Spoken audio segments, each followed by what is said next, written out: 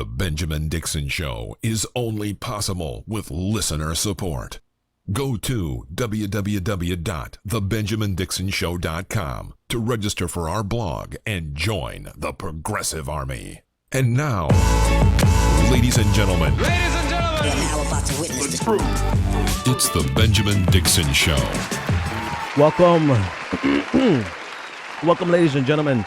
Welcome to the Benjamin Dixon Show. I am, of course, your host, Benjamin Dixon. It is Tuesday, December 6th, 2016. Thanks so much for joining us. I'm glad to be back in the saddle, so to speak. Last night, I want to give a shout out to my my partners in crime, Anoa Chonga and Brandon Sutton, for pinch hitting. It was a crazy weekend, and the main reason I didn't do a full show last night, or I had them do the show for me, was because I was just drained. It's been an extremely long weekend, traveling. But then what sealed the deal was when, and I have no problem laughing at myself, so feel free to laugh at me. What sealed the deal last night for me not to do the show was, as I was leaving my house taking trash to the dumpster, I didn't see this patch of black ice. And when I tell you, I felt like my feet went up. I saw my feet in the air, my back headed towards the ground, and all I could do was just say, F me, man, F my life. I hit the ground so hard, it was hilarious. So I think I still have a headache from how hard I hit the ground. So that's the ultimate. Once that happened, I said, I'm done. I'm going home. Let's call it a night. But thanks again, Anoa and Brandon, for having my back. Special thanks to our newest patron, James O'Queef. I can take it. I can dig it, James. Welcome aboard. Thank you for being a patron. Nick, thank you for becoming a patron. Nicole, thank you for becoming a patron. So many of you who are supporting the Benjamin Dixon Show, we cannot do it without you. If you want to become a patron, go to patreon.com/the BPD show to join. All of us are family, but you can come in a little closer and be an even closer family member by becoming a patron. All right. A lot of stuff happening in the news. I honestly don't know where to start. So I'm just going to look. Let's see what image do I have first? Well, no, I lied. We're going to start with a serious story. We're going to start with the former Jets athlete, football player, Joe McKnight, who was killed in a road rage incident. We discussed it a little bit last, as it was happening, or not as it was happening, but we discussed it last week a little bit. Today, the sheriff involved in the I believe it's Jefferson Parish. I'll find out if I'm wrong or not in a minute.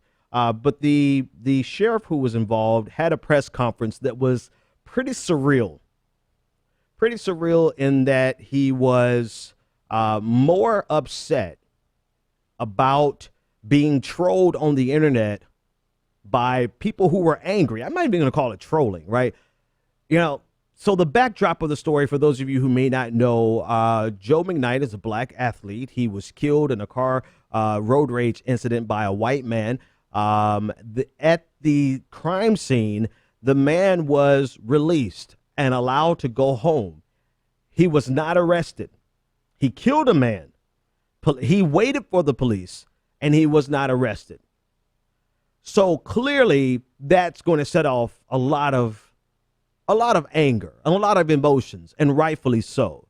Because obviously, if the shoe had been on any other foot, had it been any different dynamic, racial dynamic, if it had been a black person who had killed somebody, they would not go home. Let's just put it like that. No hyperbole needed. They simply would not have gotten the same privilege that this white gentleman got. So in response to the fact that the police officers, the sheriff's officers allowed Gasser, I believe his last name was, Ronald Gasser is the gentleman who shot Joe McKnight. They allowed him to go free. And in response to that, everybody, social media, activists, left and right, it was just absurd. And they let it be known. So in this press conference today, where the sheriff's officer was Sheriff Normand was supposed to be announcing the arrest of Ronald Gasser, he instead used this as an opportunity to lecture the black community, to lecture and to show his disdain and his anger and the angst and the pain that he was going through because people on social media lit his ass up. He's more upset about the fact that people were angry than the fact that this man was dead and the culprit was allowed to go free. And he kept casting this in the conversation of the conversation of justice being served, allowing justice to play itself out. This is what Sheriff Norman kept saying. Here's the problem. If your interpretation of justice allows a man who just murdered someone in a road rage incident to go home, your interpretation of justice is screwed up from the beginning. That is not justice. Justice taking its course. See, and it goes to the stand your ground. I don't know if there's stand your ground in Louisiana, but this is very similar, very reminiscent of the issue with Trayvon Martin and George Zimmerman. George Zimmerman wasn't arrested for, I believe, 30, 60 days after he killed Trayvon Martin because he, quote unquote, had the right to stand his ground. Stand your ground, which is brought to you in part by ALEC, the American Legislative Exchange Committee. Stand your ground empowers cowards to run around the country as vigilantes, killing people, and to get recognition from the authorities by allowing these sons of bitches to go home and to not be immediately arrested. That's some empowerment that is some insane, perverse justice, if you want to call that justice, Sheriff Norman. So he's so upset because of how the community and how the nation in general reacted to the fact that they allowed this miscarriage of justice. This man Gasser should have been arrested on the scene. And then if the evidence pointed towards him being innocent or standing his ground or whatever the case, then release him. But no, you let him go home and then say it's about justice. The other thing that he was saying in this conference that was quite ludicrous was that he said that this had nothing to do with race. And the way he explained that this had nothing to do with race was by saying that no one reported that there was a racial slur used at the scene. Really? That's your interpretation of how we can tell whether or not something is about race, is because no one at the scene reported hearing a racial slur. This to me goes to some, and then I just put up an image of Sheriff Norman. He's a man child. He is a feckless bitch baby who does not need to be in charge of a sheriff's department. He is a spineless, sensitive, overly sensitive child who was more upset about getting negative tweets than he was about the death of a man. All right, so I'm sorry.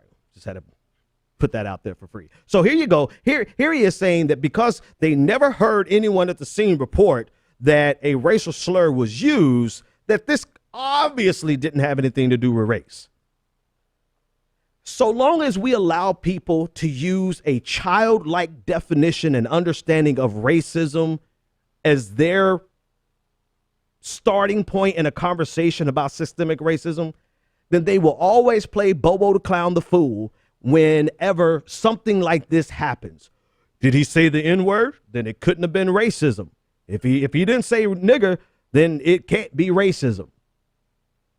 And as so long as we allow this imbecilic definition of racism to abound, then we will never. And here's the other thing, folks. I get so tired. I'm not even going to finish that thought yet. I get so tired of having to deal rationally with dumb motherfuckers, like people who are intentionally obtuse. I get tired of having to dissect people who are just childlike in their thinking, blind in their perspective, and intentionally dumb, and demand a level of respect that they would never show you.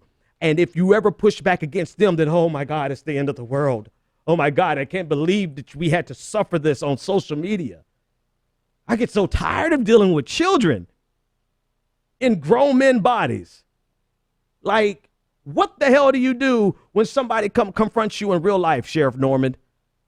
Do you get emotional and get into your feelings, or do you pull your gun, right? See, they're used to being able to push back in real life, right? So in real life, they have the authority of the gun, of lethal force. So of course they could shut up anybody in real life. But social media, that presents kind of a quagmire because they can't literally reach over and arrest somebody that they don't like or provoke a situation that will result in an arrest.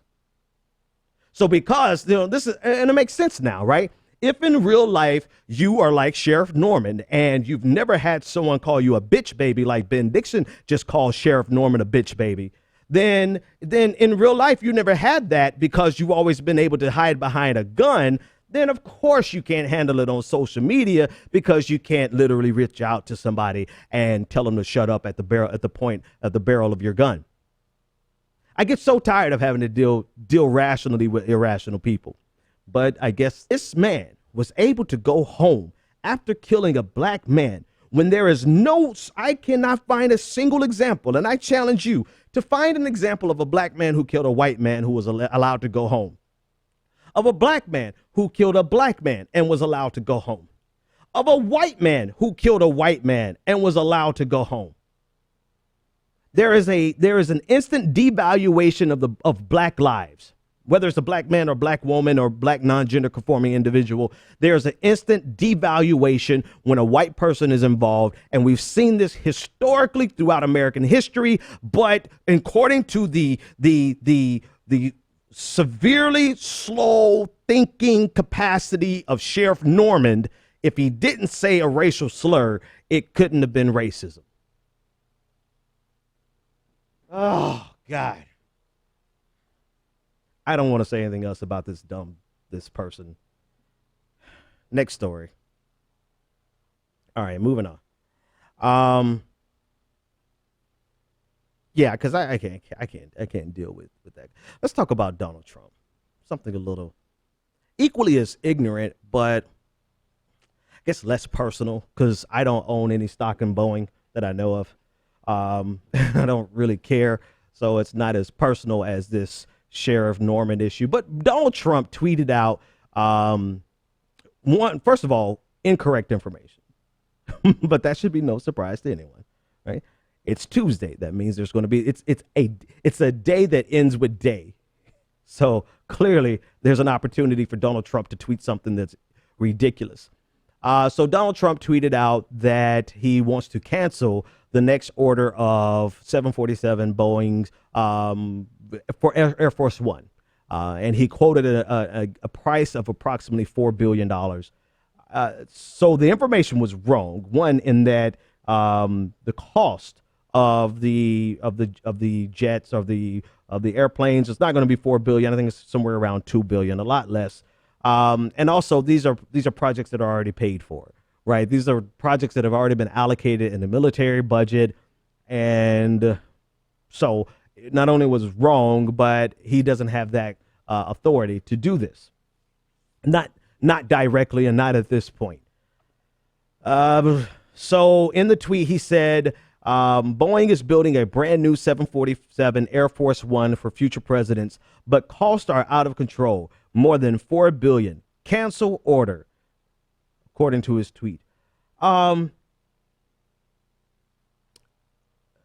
responded saying that they will give a comment as soon as they can figure out what was going on, which still didn't make sense. Like, this probably blindsided the hell out of them. I mean, I don't know that I care so much about the merits of the conversation, about the cost of Air Force One.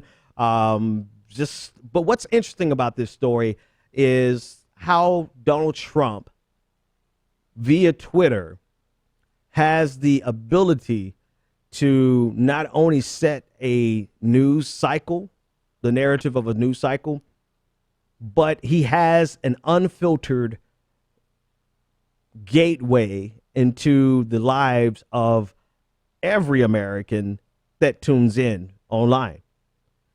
And what it made me start thinking about was, of course, there's negatives, there's pros, there's cons to this.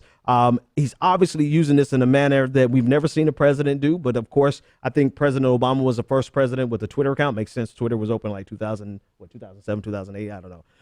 So President Obama was the first president with the Twitter account.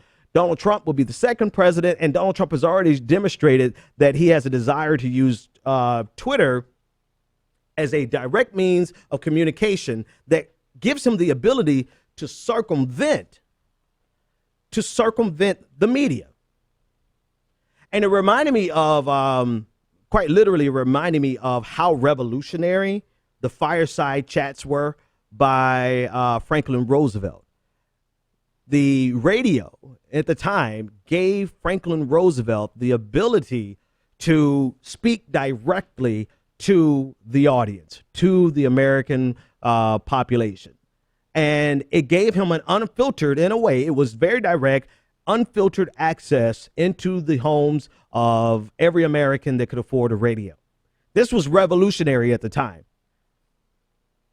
The radio broadcast actually still continues to this day. President Obama does them every single Saturday, but their effectiveness clearly totally different. But it's not so much about the radio as much as it is a change in technology that gives a president the ability to communicate without control of the media. Now, granted, everything that Donald Trump uses his Twitter account for is almost ridiculously childlike, petulant, and borderline dangerous. But we can't help but to recognize this shift in the usage of this technology. So it's the technology and the way that he specifically uses it that makes this a game changer. It makes it a game changer because he could try to say these same exact things on television, but he'd instantly be bottlenecked by that media outlet's audience and by the way that that media station packages it up. Even if it was a press conference, it's still controlled and, filtered through the lens of the media. Donald Trump knows exactly how powerful Twitter is, and it is comparable to how powerful the fireside chat was for Franklin Roosevelt. Here's some things that make this troubling, to say the least. Number one, when you have someone as asinine and ridiculous as Donald Trump, who has the ability to talk to, I think he has I don't know how many, 10 million people follow him on Twitter, but that's irrelevant because ultimately there's probably 100 million people who will see a tweet of that of anything he says that is substantive or dangerous. So he has this ability to reach directly into the arms and the hands of almost every American if he wanted to via Twitter. As the president of the United States, his words actually matter, and they matter in a very significant way. He has the ability to say something and change the markets. He has the ability to say something and affect foreign policy. Whether we do or act on it, what he says carries significant weight. And to think that this power is now in the hands of someone who is as petulant as Donald Trump presents a brave new world for the office of the presidency and mass communications. I mean, Trump has an unfettered feed into the social media accounts of millions of Americans and the global community. I mean, he is being listened to by foreign heads of state. He's being listened to by ambassadors. He's being listened to by ministers of defense. He's being listened to by foreign ministers. He's being listened to by everybody. And what does he do? Besides saying impetuously that he wants to cancel this order from Boeing, he's criticizing Saturday Night Live for Alec Baldwin's depiction of him.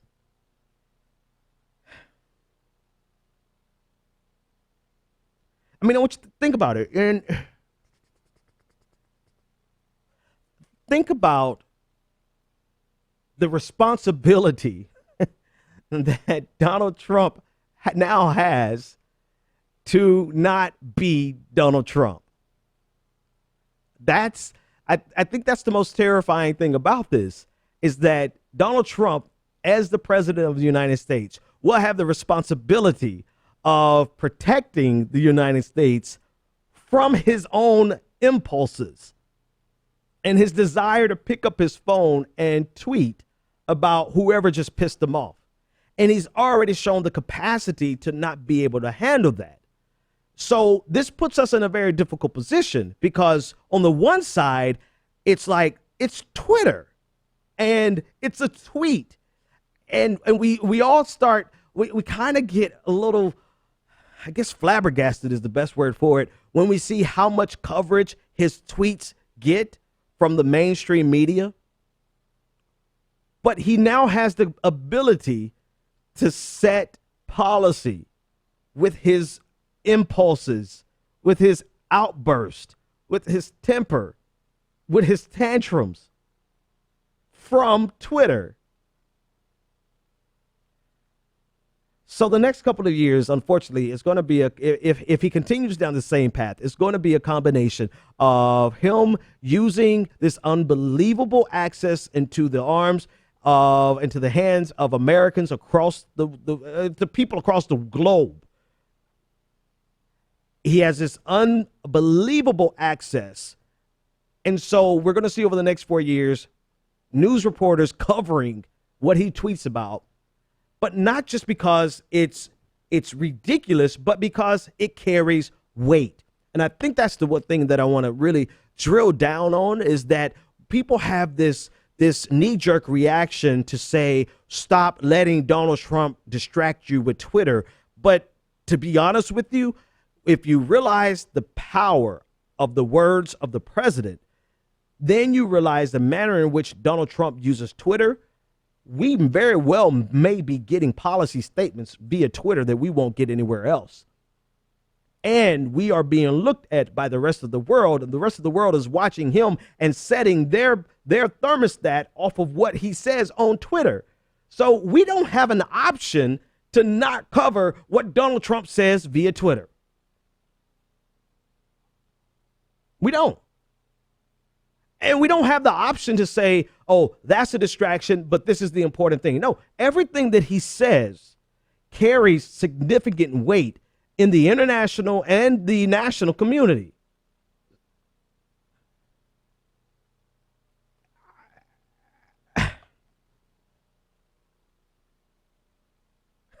I don't want to be dramatic, but I think you should know by now, we're in trouble, man.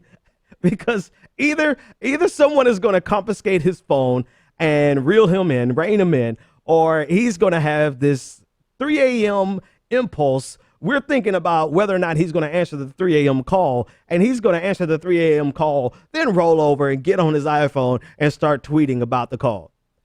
I don't know. We'll see. We'll see how he uses it. But it is from a mass communication perspective, it's a very fascinating, not phenomenal, but fascinating change in the importance of Twitter in American history. Like, Twitter has been propelled into the realms of the fireside chat, because I don't think there's ever been, since FDR, we've seen a consistent decline in the effectiveness of the radio. And then we saw the television come, and it was brand new. It gave this brand new access, but it was still filtered through the lens of media. And then we saw the decline as we saw more media outlets take root, take hold, and competition, it became, all people started watching everything else on television. Right now, it doesn't matter if President Obama gets on national television and start talking about whatever happened. He's barely going to be able to get access from the 3 major outlets, let alone all of the cable channels. So while Obama could get on television and talk about his foreign policy over the last 8 years, most of Americans are like watching Real Housewives of Atlanta. So the competition for radio has been completely blown away. The competition for your attention via television has been completely blown away. The competition for your attention on the internet is completely blown away, except for how Donald Trump uses Twitter. So now Twitter has been lifted up into by itself as a medium that's comparable to the revolution that the radio served for FDR, the revolution that television made for, I believe, JFK was about the timeline. And now here we are, Donald Trump with Twitter. And all of this access and power is in the hands of potential madman. All right, caller, you're live on the air. What is your name, comment, and or question? Ben, it's David. Just wanted to point out something that occurred to me when you were talking about the access to the cell phone with Trump. I remember when Obama first got into office in 2008, and they made this whole big thing about how he was the first president to have a cell phone, had a BlackBerry, but the limited access that it would have, the amount of security that would be on it. It was a specially made phone. Yeah. The question is, how much of that was propaganda just to make people think certain things? Or because if Trump's got unlimited access to whatever device he carries on him, even if it's something that an aide carries for him, what's the difference between him and Obama? What's changed? Like, why is he allowed to versus Obama wasn't? It just occurred to me that, maybe that was just something they told us. I don't know. Well, I would say it's probably more along the lines of technology and encryption and security, right? 2008, granted, we had some great, technology was evolving. We had the ability to encrypt his phone. Security probably wasn't a major issue, but it was a much bigger issue in terms of making sure whatever device he uses, I'm sure they've set the protocols now, right? I think we were in a place where they were trying to learn the protocols. Now I'm sure they have the protocols in place now, especially because of someone like Hillary Clinton, who had like 13 devices. There's been plenty of people between 2008 and 2016 who have used mobile devices, and everything from national security issues to, economic issues, top secret information, whatever the case may be. So I think it would be just probably standard operating procedures at this point for Donald Trump versus 2008, when it was a very significant question of how do we manage someone that has the ability to broadcast to the entire world. I mean, then again, there is the management of Donald Trump, which is totally different than the management of someone who was at least at face value far more responsible with his not at least 100% more responsible with his public presentation of information than Donald Trump. Not even 100%, like magnitudes of order. It's just such a big difference between how President Obama handled information that he disseminated to the public versus Donald Trump. You could be the judge of which one you think is worse or better. I think Donald Trump is clearly worse and puts us at significant risk for a volatile ride at a minimum. It's going to be a wild ride with Donald Trump. All right, let's move on to some other news. In other news, let's go international for a moment. I want to talk about Angela Merkel and the burqa ban, which has been an interesting story for many reasons.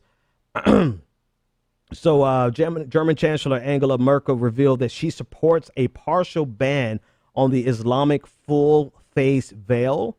She said, quote, "The full veil is not appropriate here. It should be banned wherever it's legally possible." So she, along with her center-right Christian Democratic Party, they're running for a fourth term in the upcoming election. She announced several weeks ago that she was going to run. She said this, and you have to keep it in context of what's going on with her election and what's going on in the shift over the past 2 years, this rightward shift, this Islamophobic shift, this nationalistic shift She said this today to a cheering German audience at a conference in Germany. She said, quote, "It doesn't fit in with our open society. To show one's face is crucial for communicating, for living together in our society and keeping it together." I'm sorry, that wasn't Angela Merkel. That was actually Interior Minister Thomas de Maizière. He said this previously in August. It doesn't fit. Let me say it again. It doesn't fit with our open society. To show one's face is a crucial form of communicating, for living together and in our society and keeping it together. Right now, there's estimated 4.7 million Muslims in Germany.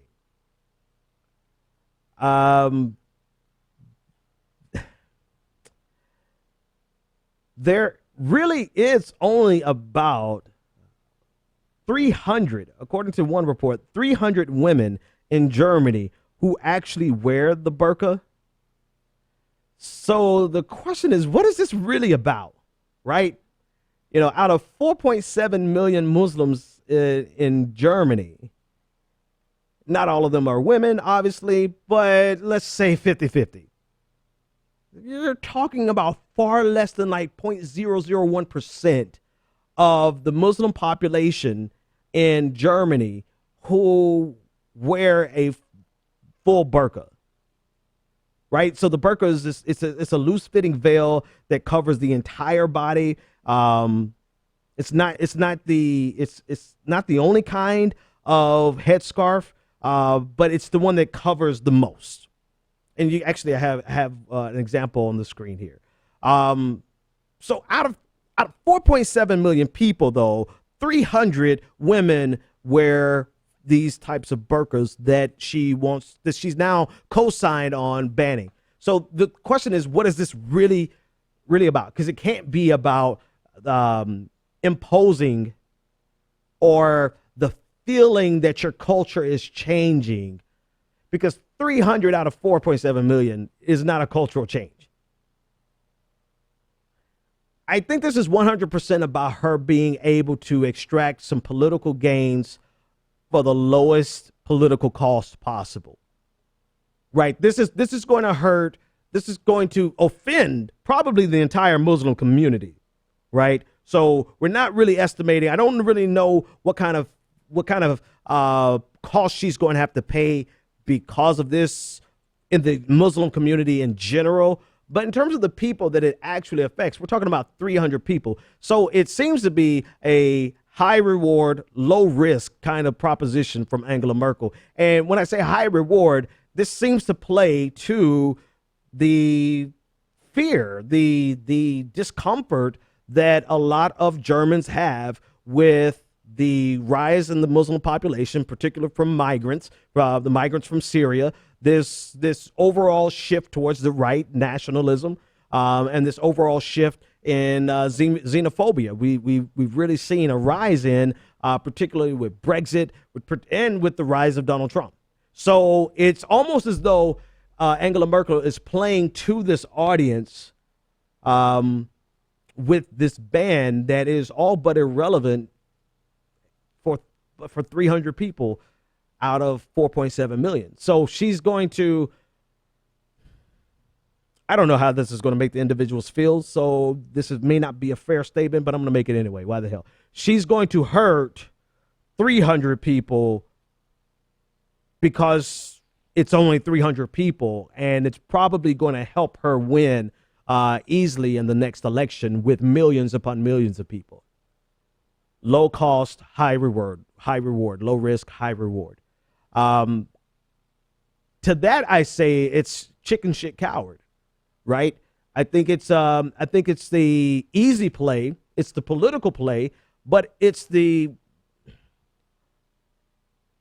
unless she firmly believes this, I don't know if it's something that I would agree to. Like I don't think she believes this. I don't think she really believes that that the burqa presents a problem for communication, or that the 300 women who are wearing the burqa are going to somehow threaten the fabric of their society. I honestly don't see how she could believe that. So from that perspective, because I don't feel like she honestly believes it, it seems like just a chicken shit political move to get some high rewards at the expense of 300 people. And to be quite honest with you, expect a lot more from the woman who is the leader of the free world in the absence of a real American president in the form of President Donald Trump. But no one is above politics. This is why you don't make anyone your hero, because you must evaluate them on an issue by issue basis. And you don't throw the baby out with the bathwater, right? I think this is the wrong move by Merkel, but we'll see how it plays out, and we'll watch her on other things. You know, she's not on I don't have an enemies list, so she's not on my enemies list by any means, but I do think this was a cowardly move. Caller, you're live on the air. What is your name, comment, and question? Hey, it's John from Mississippi. John, long time, man. What's on your mind? Oh, lots. But tonight, I just wanted to comment on the Merkel thing. Yeah. In that's very bothersome to me, in that politicians just can't really get it through their head that you don't defeat far-right, fascists, whatever you want to call it, by throwing them bones. Yep. And you don't win them by throwing them bones either. Keep going. I agree with you 100%. Go for it. I mean, it's in Germany of all places. Yep. And where that was, what I thought, and I'm too young to remember, but what I learned in history class was that was the crucial downfall of the world's ability to nip in the bud the rise of fascism. Yeah. And it just bothers me that we're about to do the same. And you can say the same of people, you know, in America, and a lot of their responses to Trump, you know, trying to throw bones. Don't do it. Yep. Doesn't work. Yeah, I agree with you 100%. John from Mississippi, thanks so much for the call, man. 857-600-0518 if you want to join the conversation. I have to agree with you 100%. You do not win, or you should not want to win, by throwing a bone to xenophobic, let's just leave it there, right? To the xenophobia contingency, right? Because, I mean, we could expand and say those who are xenophobic, those who are nationalistic, those who are, you know, white supremacy, the Nazism. This is like that. It's a gateway into a whole lot of other things, but I'm going to stop there. You don't throw a bone to xenophobia and want to win based on that, because it doesn't beat it. You don't win them over, and you don't win over your base, right? You lose your base. You lose your people who expected more from you. There's no quarter for fascists is the statement that's kind of a popular statement. There should be no room for negotiating with for pandering. There's no room for pandering to the lowest common denominator amongst us. All right, 857-600-0518 if you want to join the conversation. But this brings me to another story, which is a great segue. Thanks for that, John. This brings me to hang on a second. There was something else that was about pandering to the base. I'm getting old in my old age. What was it? I thought it was going to be a good segue, but apparently not. Next story. All right. Let's talk about, it'll come to me eventually. I promise you, it'll come to me, and it'll be a good story. But for now, let's talk about the GOP and Obamacare. It has been the wet, lucid dreams of the Republican Party to repeal Obamacare. I'm not even going to fall into their trap of saying repeal and replace. They just want to repeal it. They want to repeal it because they have a chip on their shoulder that Obama actually got a victory while he was in the White House. They don't have a problem with the legislation per se, because most of it is based on a Republican paradigm. Most of it is built off of Romneycare, which was built off of the think tank, the Heritage Foundation. Most of Obamacare is a giveaway to insurance companies. So simply on the merits of it, it's a perfectly Republican paradigm policy, right? It's perfectly Republican. They just don't want President Obama to have a victory. And because they don't want him to have a legacy, he already had the victory. They don't want him to have this particular legacy. They have been practicing repealing Obamacare for the last 6 years since he originally passed it. I think 62 votes in all that they've had to repeal Obamacare. And now they're going to have their chance to repeal it completely. The problem is they don't have a way to replace it. And without having something to replace it with, if they repeal it, it's going to blow up in their face so badly that there's a chance that they would lose all of their majorities in 2018. So here's been their strategy. Their strategy, and I'll get you up to date. Their strategy has been, let's repeal it on day one and put a delay in the repeal until 2019. So that gives us time to find a replacement and also gets us past the midterm elections. But because their base is so rabid and so irrational, they can't even do something which is strategically sound as that, because that's strategically sound. We're going to try to blow a hole in that strategy. But strategically, it makes perfect sense. You get the instantaneous victory by repealing it on day one. You get to announce to the world that we repealed Obamacare, and you don't have to face the ramifications of the 20 million people that you're putting off of Obamacare until after the midterm elections. It's a brilliant strategy. But their people are so stuck on hate-filled stupidity that that's not enough. So the Freedom Caucus has entered into the equation, and they're saying that they want a full repeal right away. They don't want to wait until 2019 for the repeal. They want a full repeal of Obamacare, and they want to repeal and replace it right away. Here's the problem. They don't have anything to replace it with. They've never had anything to replace it with, because it is a perfectly Republican piece of legislation. Like, what are they going to, there's nothing more that they can do to make this more palatable to the Republicans except for it to have come from a Republican. So now they're stuck in a rock and a hard place between a caucus that is very loud. I don't know how powerful they still are. They're very loud, quasi-powerful, powerful enough to make this a complicated situation where they're not going to be able to simply just repeal it and delay the repeal. They're going to have a conversation about whether or not they're going to repeal and replace it right away.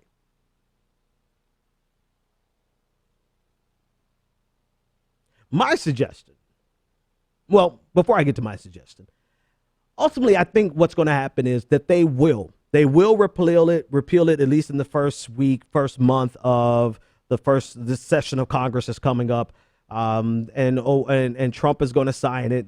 I think they're going to go with the delayed repeal until 2019 so that they can save their skin, save their butts in the 2018 election. Clearly, that's what they're going to go with. And so they're going to want to get this political win in 2016 and don't have to pay the political costs until 2019.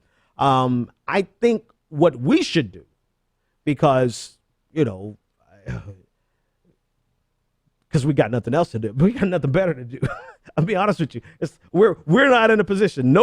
We're not in a position to actually stop them unless they keep the filibuster, right? We just discussed that. If they keep the filibuster, then maybe we have a way of stopping them. But short of having the filibuster, the only thing we can do is extract as high of a political cost as we possibly can.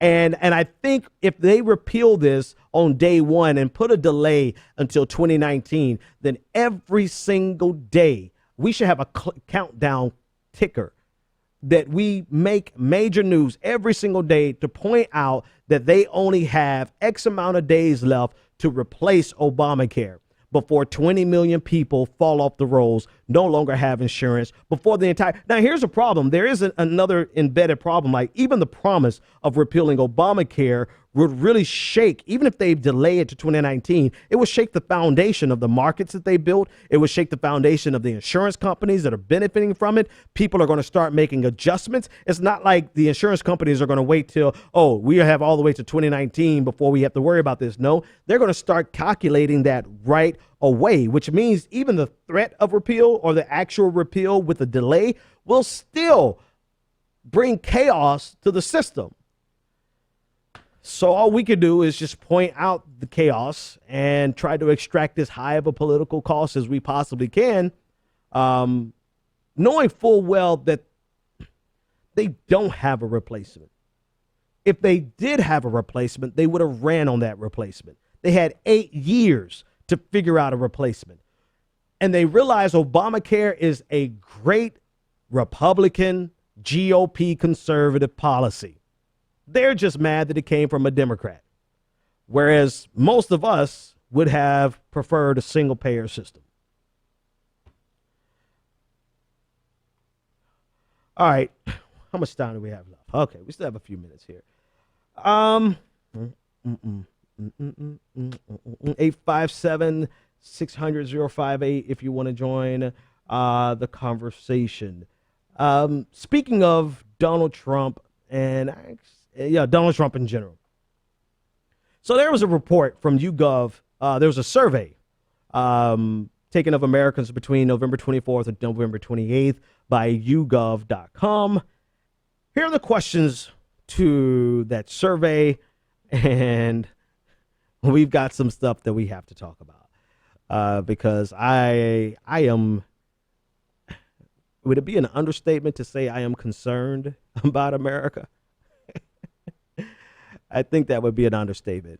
All right. So in general, the conversation was about the survey was about trust and who do Americans trust? Do they actually trust Donald Trump? Even when it's shown that Donald Trump is lying? Or do they trust Donald Trump even when it shows that Donald Trump is even when the media has proven him to be factually wrong? Maybe he wasn't actually trying to lie, but he was just factually wrong. So here are the questions. Do you think presidential candidate do Donald Trump's last press conference was July 27th, but we'll let him slide on that for now. The next question was, in general, do you think the media coverage of Donald Trump has been too positive? 17% of the people say it's been too positive. 41% say that it's been too negative. 23% say that it's about right, and 19% say that it's they're not sure. Here's the question in question. If a national media outlet reported that Donald Trump said something that was untrue, would you be more inclined to believe Donald Trump, the media, depends on the story, and not sure? 19% straight out said that they would trust Donald Trump. 21% said that they would trust the media outlet. 45% said they're not sure. Or I'm sorry, 45% said that it depends on the story.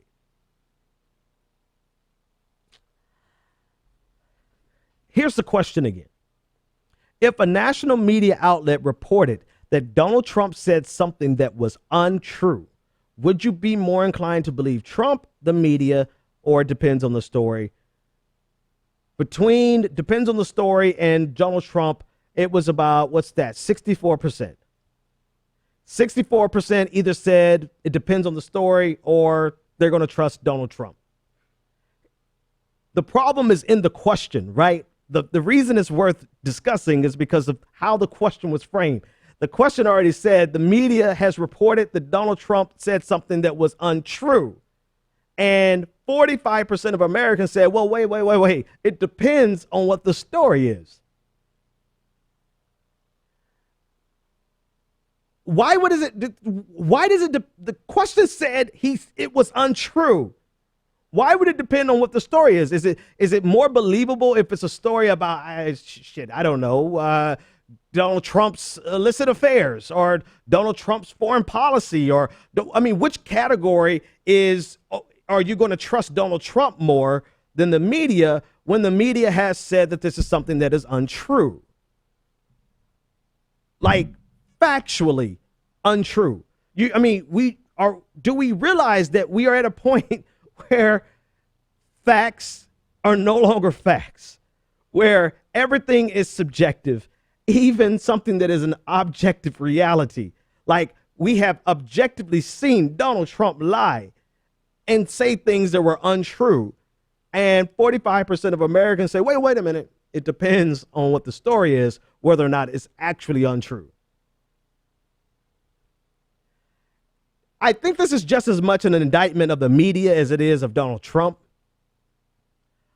But if it's an indictment of Donald Trump, it's an indictment of the media. It sure as hell is an indictment of America. The problem is we don't have anyone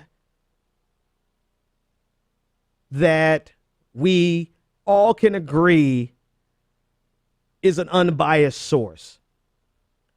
It's even worse than that.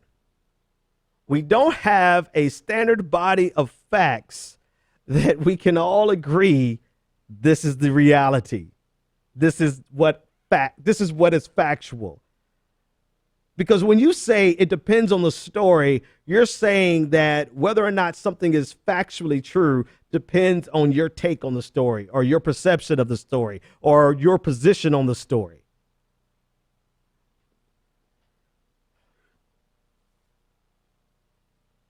And I'm quite sure it's very similar for Hillary Clinton. I'm quite sure we're going to see this type of paradigm that's very similar to Barack Obama, because we've discussed this, is that Americans and people in general would prefer confirmation bias versus fact. We desire to hear something that confirms what we already believe. We don't want to hear something that contradicts. We don't want to know that our favorite politician is a lying piece of shit. We don't want that. We don't want to know that President Obama has been bombing 7 Muslim nations throughout his entire presidency. Give or take which year. We don't want to know that. We don't want the objective facts. We want something that's going to confirm our biases and something that's going to give us the tools we need to fight back against our political rivals, even if that means dismissing a body of facts. So it's an indictment against the media because the media has lost its credibility and their ability to present facts. And because I think it's actually a worse problem than that, because they have tried so hard over the last 8 years or so, probably more, to seem and appear unbiased, that they have themselves undermined what is factual, right? Because they don't want to challenge, say, Ted Cruz in a conversation about climate change. They don't want to be rude. They don't want to seem like they fall on any side of the equation. They want to seem like they're unbiased, so they don't challenge Ted Cruz. I'm talking specifically about a story from NPR where they allow Ted Cruz to talk about the fact that his mother was a scientist. That gives him the right to reject NASA's data on climate.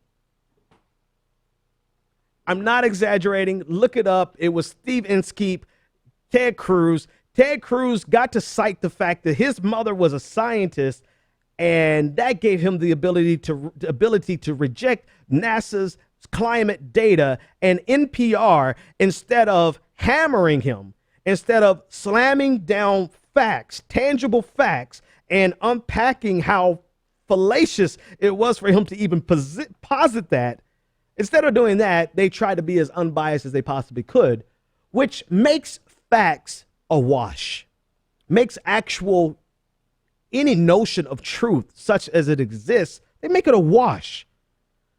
And so this is how you get, and it's not just Donald Trump again, but it only really matters for Donald Trump because he's the incoming president. And we'll talk about this in a second, right? People keep using, George Bush did this, Obama did that, Hillary did this, so let's not talk about Trump. No, that's dumb as hell. This absolutely matters, and it matters in the sense that Donald Trump has this grace period, this margin of error, rather, of 45%, where people say it depends on the story whether or not we're going to believe Trump.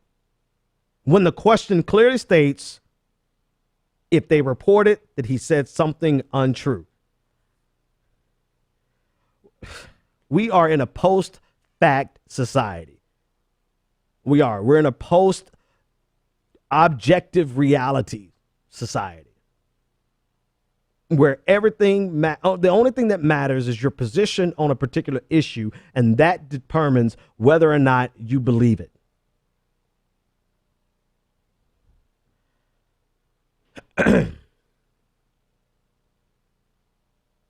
Eight 857-600-0518. Caller, you're live on the air. What is your name, comment, and or question? Ben, it's David again. I have to call back in after hearing your arguments on this one. What's going on, man? I think that it's much bigger. The story is less Trump and much more about the media. Mm-hmm. I think that you're spot on that the media has lost any credibility at all.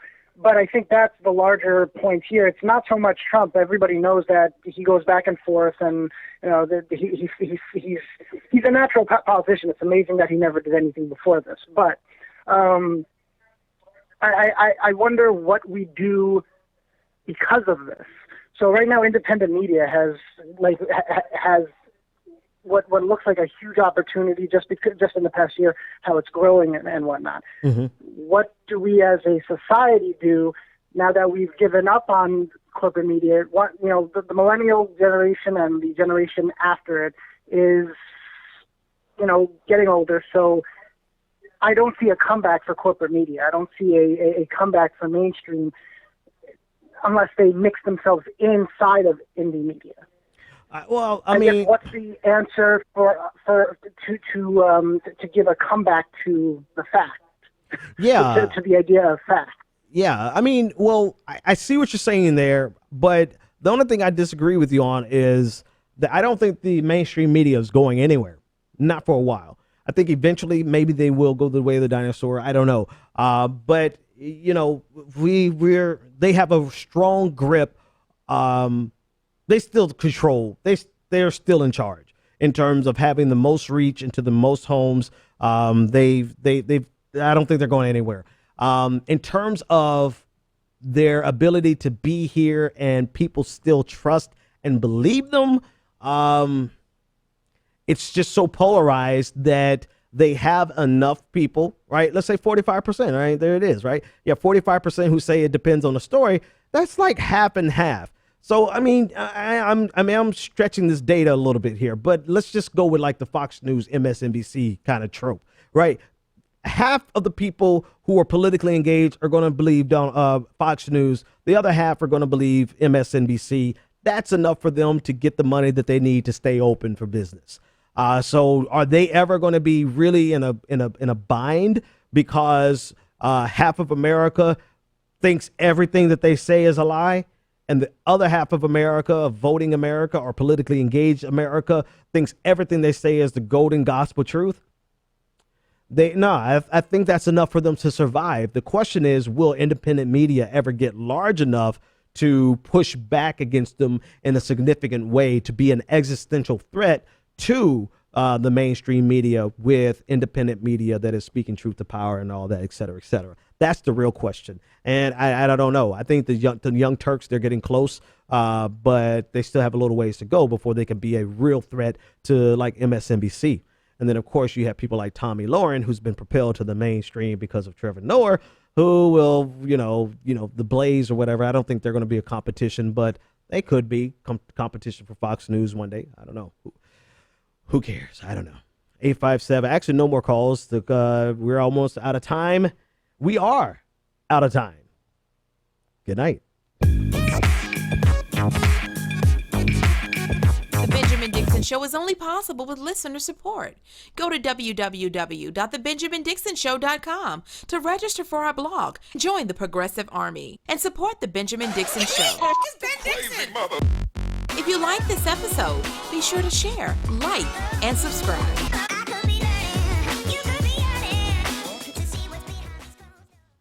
Consider becoming a Patreon. Go to www.patreon.com/The BPD Show and support The Benjamin Dixon Show.